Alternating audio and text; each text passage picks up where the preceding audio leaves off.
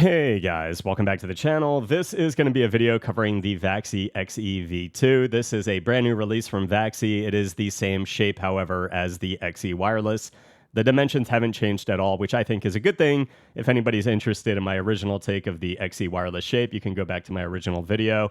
It's one of my favorite shapes. It just works to my hand for a larger mouse. It's got that kind of flatter and lower back end that rounds out to that middle hump and then curves right down into Mouse 1 and Mouse 2, more so than something like a G Pro Superlight. Generally speaking, the shape is also a little bit nicer on the sides. You've got a ergo curve on the left from the back hump inward to Mouse 4 and Mouse 5, and on the right side as well, letting you kind of grip this thing very nicely from the back end where your palm rests right into the finger curves there on the left and right side. The right side does allow plenty of room for me over that hump with the ring and pinky finger on the right side. So for me, it's always just been a more comfortable shape for me in that large category than some of the other mice I'm going to be talking about in this video.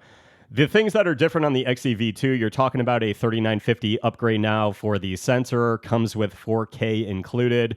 You've got the web software now, a new type of skate from Vaxee that I've not seen on the prior iterations of their mice.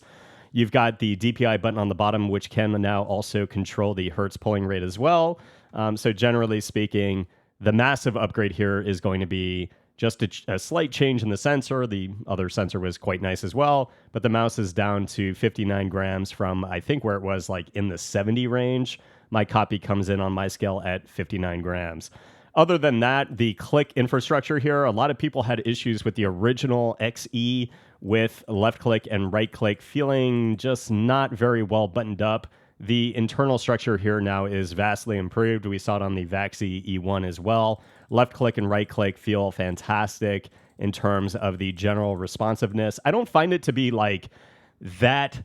It's not overly crisp, but it's not dull. It's like a very happy mid-ground, I feel. It's not something that's very easy to accidentally actuate. It's just like right in the sweet spot to me. I think the main buttons feel fantastic.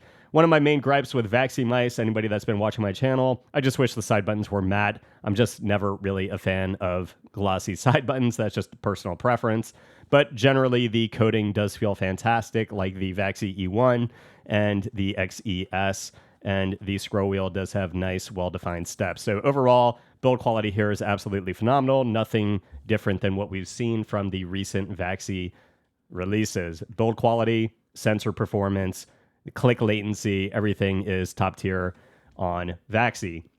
So really, what is the only thing I can really talk about? Since the release of the XE, we've had the G Pro Superlight 2, the Viper V3, and we've had the release of the Beast Max. The Beast Max being the same size as the Air 58 and the larger Final Mouse ULX.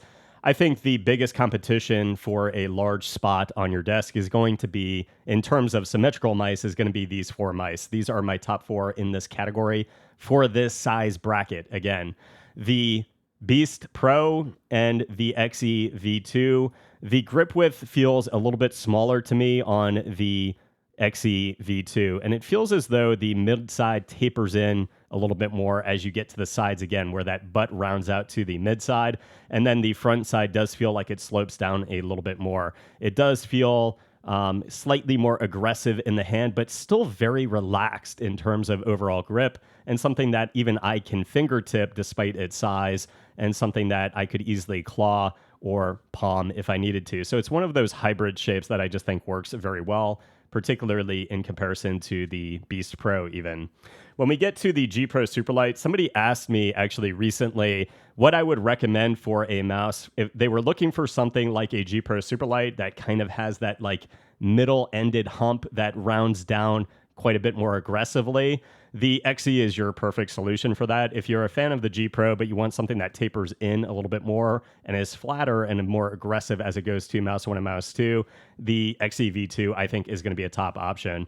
In terms of sensor performance and overall battery life, you are getting a significant battery here. I think it's 400 mAh. I could be wrong. It might be 500.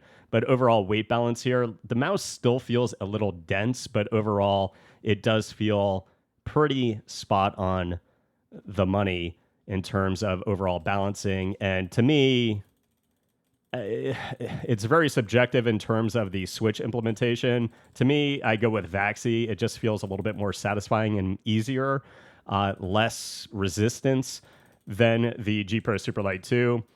So again, the Vaxee XE V2, it's a shape that I've always slayed on and just played absolutely superb.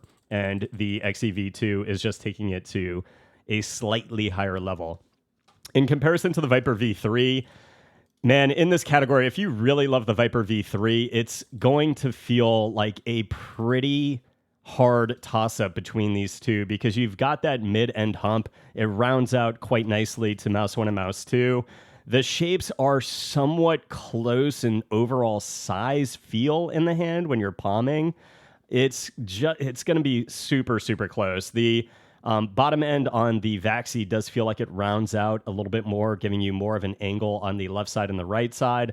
But man, it is a very, very big fight between these two in terms of the general in-hand feel of what I am kind of preferring. But I still kind of lean towards the Vaxee. The thumb side just feels a little bit more comfortable for me and more rounded with my size hands. But you could be different with the Viper V3 Pro. These four mice in this category, I think right now are still taking the cake for me. Once you kind of go into the medium category, again, you've got things like the X2H, the X2, you've got the Vaxee Sora. I would add the XM2 into this larger category. That would probably be like my top 5 if you're in this size bracket right now. Now, getting to the Vaxee PE-K, there are 2 different iterations of this mouse pad, and one of them has a more rigid, kind of a more abrasive backing. The other one is like a smooth mirrored backing. The one that's a little bit more abrasive actually sticks better to my desk. The other one just moves around too much. So I'll talk about this iteration. Overall, the mouse pad, it does feel actually a little, it feels textured, kind of like some of the things that I recently looked at from the Whale. It does have a firmer foam to it. It's actually very consistent. It doesn't give way very much. Think like some of the things that we've seen from Freefall. It is that hard, and it is just very consistent. To me, the thing that you're getting out of this pad is it is fast on dynamic. So when your mouse is in motion and you're really like swinging it around, you don't feel inhibited. But as soon as you slow down, you just pick up this like drastically different level of control. So to me, it's high on static and very controlled, and then it's fast on dynamic. So it's a very like particularized pad. You get this different sensation.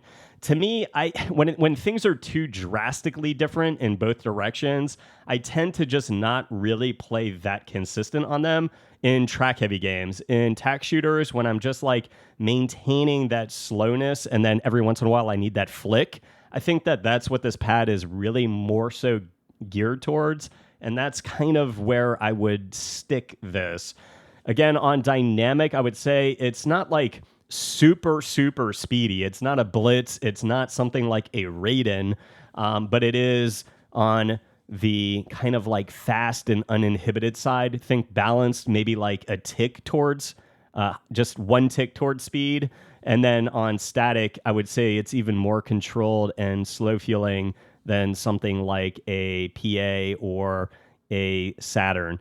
All of this is very skate dependent. We all have so many skates nowadays that it's just so hard to really give you guys like one static baseline speed comparison. But that is what you are getting on this pad. Moving to dots, I mean, it's just, again, such a different experience. Like the J dots pick up so much speed on this pad on dynamic, and static does open up a little bit as well. So default skates and full-size skates, think more control on static. But you do get that different variation on this pad, a very firm foam. It is a big size. I think a good pad for somebody looking for a pad with that differential on dynamic and static for tack shooters. That really is it for this one. You guys can check out the pad on Vaxee's website. I think it's available now, and the XE V2, I believe, released today. The only difference is, again, with the shell structure, you've got that new mid structure that does make the clicks feel drastically better than the original. You have a new pair of skates, 59 grams on my copy with better weight balancing, and the 3950 sensor and compatible with web software, but the same shape as the original, just updated and refreshed. I hope it helped, guys. If it did, please leave a sub to the channel. See you guys in the next review. Peace.